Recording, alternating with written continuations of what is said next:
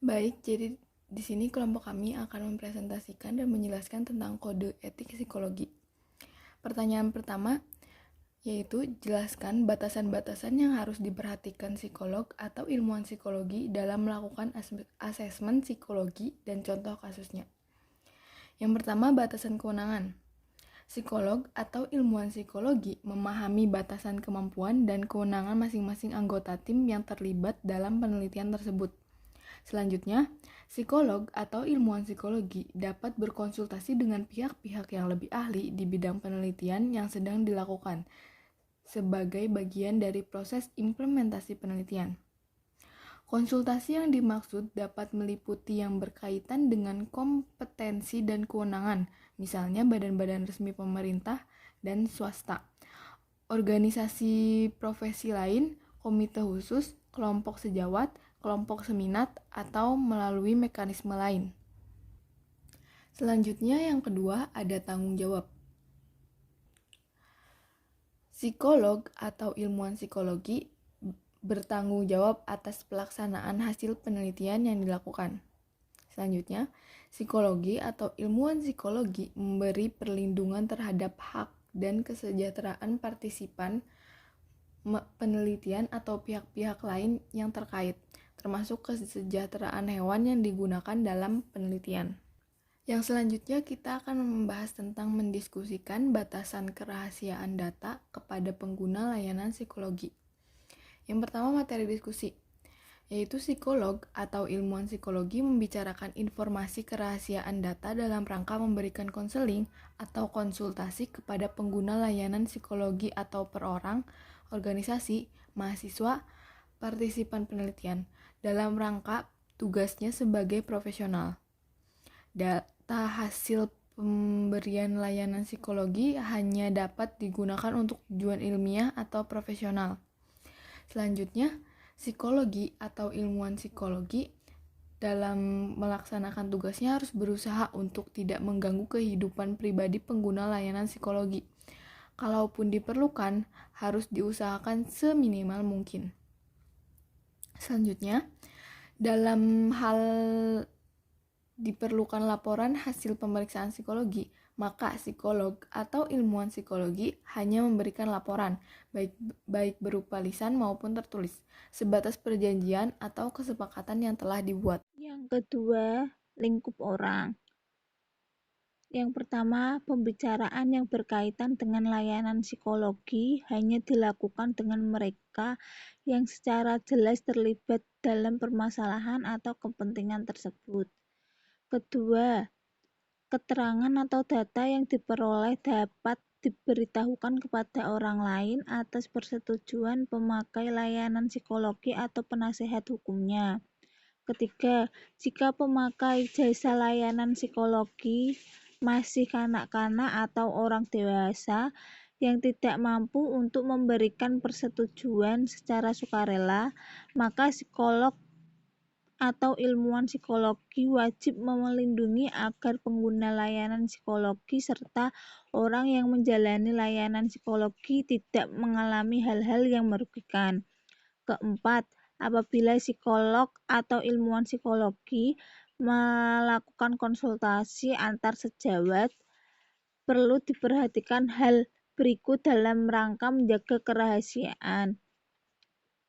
Psikolog atau ilmuwan psikologi tidak saling berbagi untuk hal-hal yang seharusnya menjadi rahasia pengguna layanan psikologi atau peserta riset atau pihak manapun yang menjalani pemeriksaan psikologi, kecuali dengan izin yang bersangkutan atau pada situasi di mana kerahasiaan itu memang tidak mungkin ditutupi. Saling berbagi informasi hanya diperbolehkan kalau diperlukan untuk pencapaian tujuan konsultasi, itu pun sedapat mungkin tanpa menyebutkan identitas atau cara pengungkapan lain yang dapat dikenali sebagai identitas pihak tertentu. Contoh kasus dugaan pelanggaran etika Elizabeth Loftus dalam kasus Jane Donnell D. Brick MAED, Daniel Brick MAED, Juni 2003.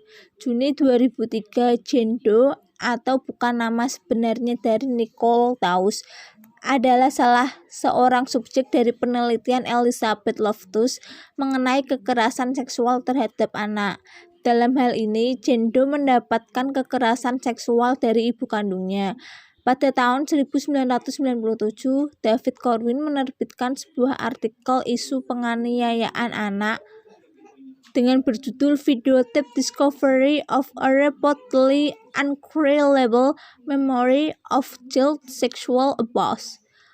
Comparison with a childhood interview videotape 11 years before, atau penemuan rekaman video yang memanggil ulang ingatan pelecehan seksual anak, perbandingan dengan wawancara masa kecil subjek yang direkam 11 tahun sebelumnya. Wanita yang disamarkan namanya menjadi Jane Doe telah setuju untuk mempublikasikan artikel kasusnya dengan Corwin. Loftus selanjutnya dengan University of Washington dan Melvin Guer dengan University of Michigan, dan detektif swasta memastikan identitas sesungguhnya dari Jane Doe. Mereka mewawancarai ibunya, saudara, ibu tiri, dan ibu angkat.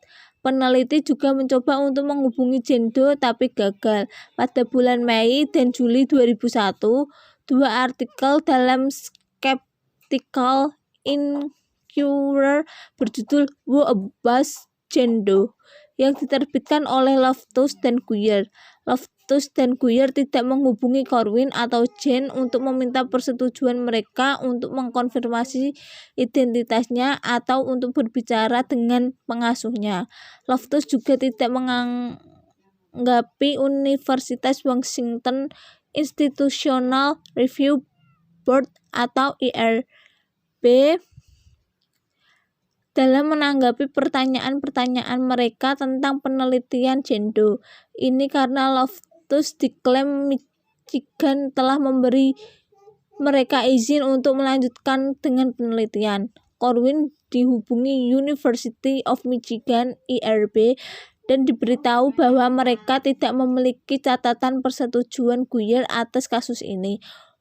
Universitas telah memutuskan bahwa studi ini tidak datang dalam ruang lingkup universitas. Corwin mengklaim penelitian tersebut tidak mendapat izin untuk diteruskan karena IRB tidak memberikan bimbingan atau persetujuan, dan bahwa IRB tidak melarang peneliti dari kehati-hatian menentukan apakah untuk dilanjutkan atau tidak. Persetujuan pada satu lembaga tidak memberikan persetujuan untuk lembaga lain.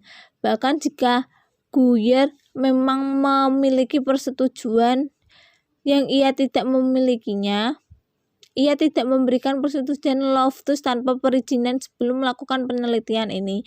John Slattery, Direktur UW Kantor Ilmiah Integritas pada tahun 1997, menyatakan bahwa Loftus akan harus meminta izin UW untuk wawancara dan mungkin akan diminta untuk memberikan UW IRB daftar pertanyaan yang ditanyakan dan membentuk penjelaskan resiko diwawancarai. Loftus menghadapi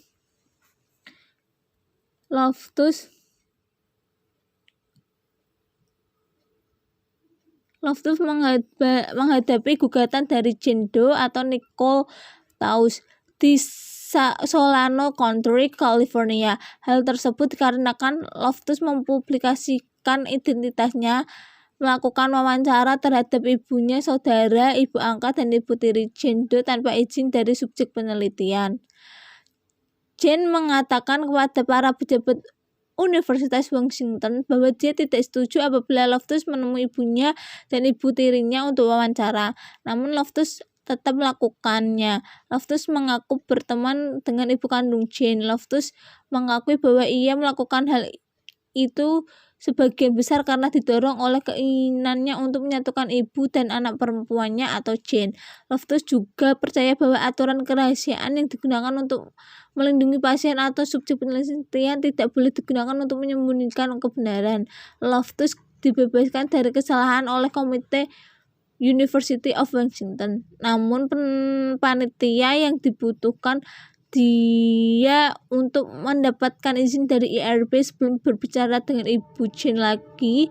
Komite juga ingin Loftus mengambil kelas etika. Setelah itu Loftus meninggalkan University of Washington untuk University of California Irvine. Loftus dan berpihak lain dituduh memfitnah, melakukan pencemaran nama baik, dan terancam hukuman kelalaian yang disengaja, melakukan invasi emosional privasi, penderitaan, dan kerusakan karena penelitian Loftus tersebut mengungkap informasi pribadi dan identitas subjek, serta melakukan hal di luar persetujuan subjek. Kasus ini melanggar kode etik psikologi. Yang pertama, prinsip umum pasal 2 prinsip A2 mengenai penghormatan martabat setiap orang serta hak-hak individu akan keleluasaan pribadi, kerahasiaan, dan pilihan pribadi seseorang. Kedua, pasal 16 mengenai hubungan majemuk. Ketiga, pasal 20 mengenai informed consent. Keempat, pasal 23 atau 2B mengenai laporan psikologis untuk kepentingan khusus. Kelima, pasal 24C mengenai kerahasiaan data. Keenam, pasal 27 ayat 1-2 mengenai pemanfaatan informasi dan hasil pemeriksaan untuk tujuan pendidikan atau tujuan lain. Ketujuh, pasal 44 mengenai aturan dan izin penelitian. Kedelapan, pasal 46 mengenai informed consent penelitian. Hal yang kedua yaitu sebutkan dan jelaskan hal-hal yang berkaitan dengan instrumen asesmen yang harus diperhatikan dalam proses asesmen. Dalam kode etik psikologi menjelaskan, psikolog atau ilmuwan psikolog menggunakan teknik asesmen psikolog seperti wawancara atau observasi, pemberian satu atau seperangkat instrumen tes dengan cara tepat mulai dari proses adaptasi, administrasi, penilaian atau skor, menginterpretasi untuk tujuan yang jelas baik dari sisi kewenangan sesuai dengan taraf jenjang pendidikan, kategori dan kompetensi yang disyaratkan, penelitian, manfaat dan teknik penggunaan. Hal-hal yang harus diperhatikan berkaitan dengan proses asesmen yaitu yang pertama, konstruksi tes yang terdiri dari validitas dan reliabilitas. Ada beberapa penjelasan mengenai konstruksi tes. Yang pertama, psikolog atau ilmuwan psikolog menggunakan instrumen asesmen yang jelas, validitas dan reliabilitasnya. Instrumen asesmen ditetapkan hanya dapat digunakan sesuai dengan populasi yang diujikan pada saat pengujian validitas dan reliabilitas. Yang kedua, jika instrumen asesmen yang digunakan belum diuji validitas dan reliabilitasnya, psikolog atau ilmuwan psikologi harus menjelaskan kekuatan dan kelemahan dari instrumen tersebut serta interpretasinya. Yang ketiga, psikolog atau ilmuwan psikolog dalam mengembangkan instrumen dan teknik asesmen harus menggunakan prosedur psikometri yang tepat, pengetahuan ilmiah terkini dan profesional untuk desain tes, standarisasi, validasi, penyimpangan dan penggunaan. Yang kedua, administrasi dan kategori tes administrasi asesmen psikolog, yaitu pedoman prinsip dasar yang harus dipatuhi dalam melakukan proses asesmen psikolog, termasuk dalam proses asesmen psikolog yaitu observasi, wawancara, dan pelaksanaan psikodiagnostik. Yang ketiga, kategori alat tes dalam psikodiagnostik. Ada beberapa kategori alat tes dalam psikodiagnostik. Yang pertama, kategori A, tes yang tidak bersifat klinis dan tidak membutuhkan keahlian dalam melakukan administrasi dan interpretasi. Yang kedua, Kategori B, tes yang tidak bersifat klinis tetapi membutuhkan pengetahuan dan keahlian dalam administrasi dan interpretasi. Yang ketiga, kategori C, tes yang membutuhkan beberapa pengetahuan tentang konstruksi tes dan prosedur tes untuk penggunaannya dan didukung oleh pengetahuan dan pendidikan psikologi seperti statistik, perbedaan individu, dan bimbingan konseling. Dan yang terakhir, kategori D, tes yang membutuhkan beberapa pengetahuan tentang konstruksi tes dan prosedur tes untuk penggunaannya dan didukung oleh pengetahuan dan pendidikan psikolog seperti statistik, pendidikan individu. Tes ini juga membutuhkan pemahaman tentang testing dan didukung dengan pendidikan psikologi standar psikolog dengan pengalaman 1 tahun disupervisi oleh psikolog dalam menggunakan alat tersebut. Yang keempat, tes dan hasil tes yang kadaluarsa psikolog atau ilmuwan psikolog tidak mendasarkan keputusan asesmen, intervensi, atau saran dari data hasil tes yang sudah kadaluarsa untuk digunakan pada saat sekarang. Dalam kondisi relatif konstan, hasil tes dapat berlaku untuk 2 tahun, namun dalam kondisi atau keperluan khusus harus dilakukan pengetesan kembali.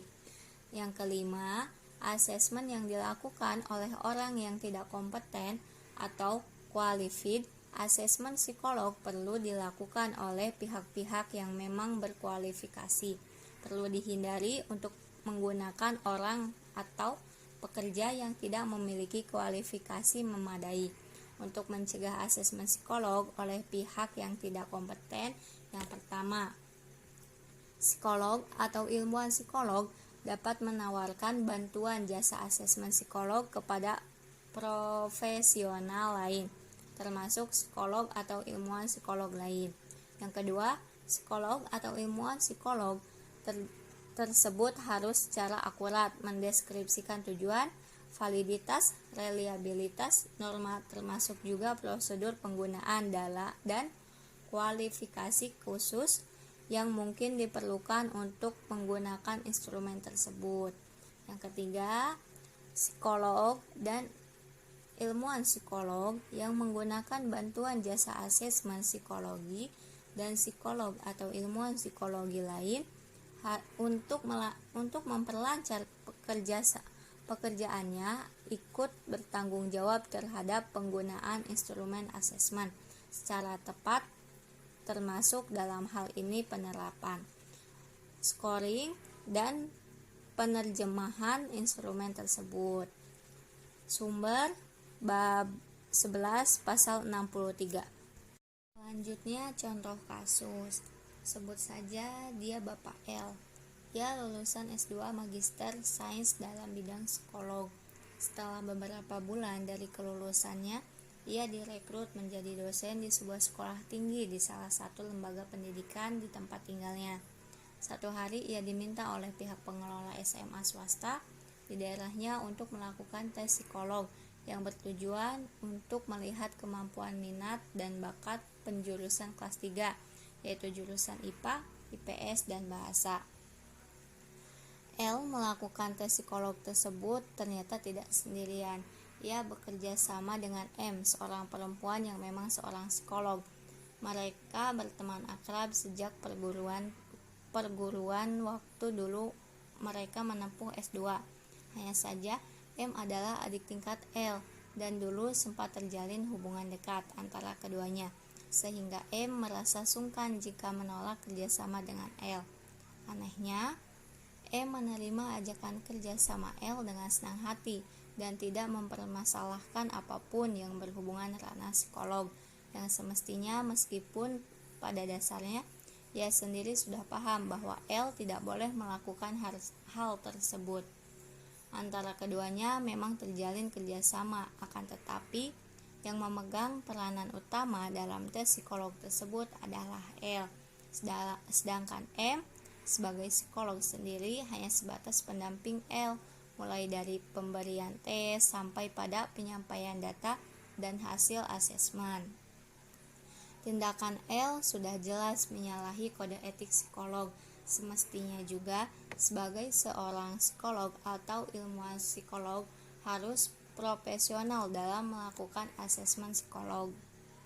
Pelanggaran kode etik psikolog yang dilakukan oleh Bapak L yang pertama, bab 1 pedoman umum yang terdapat pada pasal 1 ayat 4 dan 5, pasal 2 prinsip C profesional 1 ayat 1, 2, 3, dan 4.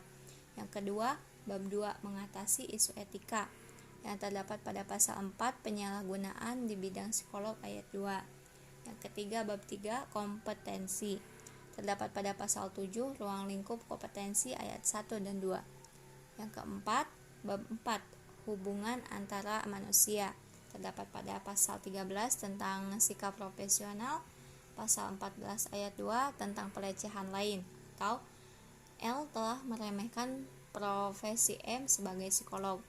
Pasal 19 hubungan profesional ayat 2 atau hubungan dengan profesi lain. Pasal 22 ayat 1 tentang pengalihan layanan kepada sejawat lain jika ada keterbatasan kompetensi. Dan yang kelima, bab 11 asesmen, pasal 62 dasar asesmen ayat 1 dan 2, pasal 63 penggunaan asesmen ayat 2 atau kewenangan psikolog dalam penyampaian hasil asesmen. Kali ini saya akan menjelaskan terkait hal-hal yang harus diperhatikan dalam menjaga hubungan profesional antara psikolog atau ilmuwan psikolog dengan klien. Yang pertama, mengutamakan dasar-dasar profesional. Maksudnya adalah di sini kita harus sesuaikan kemampuan psikolog atau ilmuwan psikolog sesuai dengan kompetensi dan pendidikannya. Kemudian yang kedua, memberikan layanan kepada semua pihak yang membutuhkan. Jadi seorang psikolog atau ilmuwan psikolog tidak boleh membeda-bedakan. Siapapun klien yang membutuhkan, maka harus diberikan pertolongan. Kemudian yang ketiga, melindungi pemakai layanan psikologi. Yang keempat, mengutamakan ketidakberpihakan dalam kepentingan pemakai layanan psikologi. Yang kelima, kemungkinan akan terkena dampak negatif yang tidak dapat dihindari, sehingga seorang psikolog atau ilmuwan psikologi harus mempersiapkan kemungkinan terburuk. Kemudian yang keenam adalah hubungan majemuk yang terjadi. Jadi contoh ada klien yang menghadap kepada psikolog atau ilmuwan psikolog, namun klien tersebut adalah saudaranya. Nah, usahakan dia tidak menerimanya, tapi dialihkan pada psikolog atau ilmuwan psikologi yang lain. Kali ini saya akan menjelaskan salah satu contoh kasus, yaitu ada seorang psikolog, sebut saja S, yang membuka praktek psikologi di rumahnya dan membuat plang di depan rumahnya. Nah, psikolog S ini terkadang tidak menerima atau menolak memberikan jasa psikologi dengan alasan honor yang diterima biasanya kecil.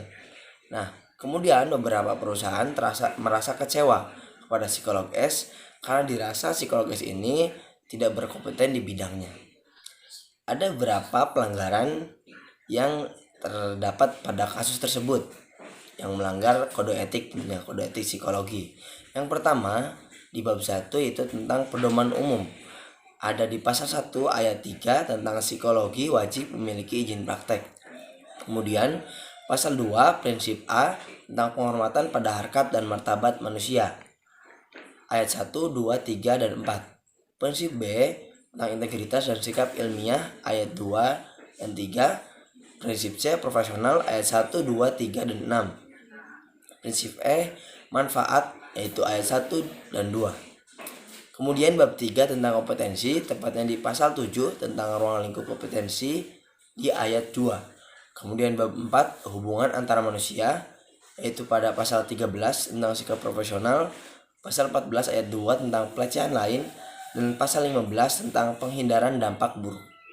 Kemudian bab 5 tentang kerahasiaan, tepatnya di pasal 24 tentang mempertahankan kerahasiaan data, pasal 26 pengungkapan kerahasiaan data, tepatnya di ayat 1, dan bab 11 tentang asesmen, tepatnya di pasal 65 tentang interpretasi hasil asesmen, kemudian pasal 66 tentang penyampaian data hasil asesmen, tepatnya pada ayat 3.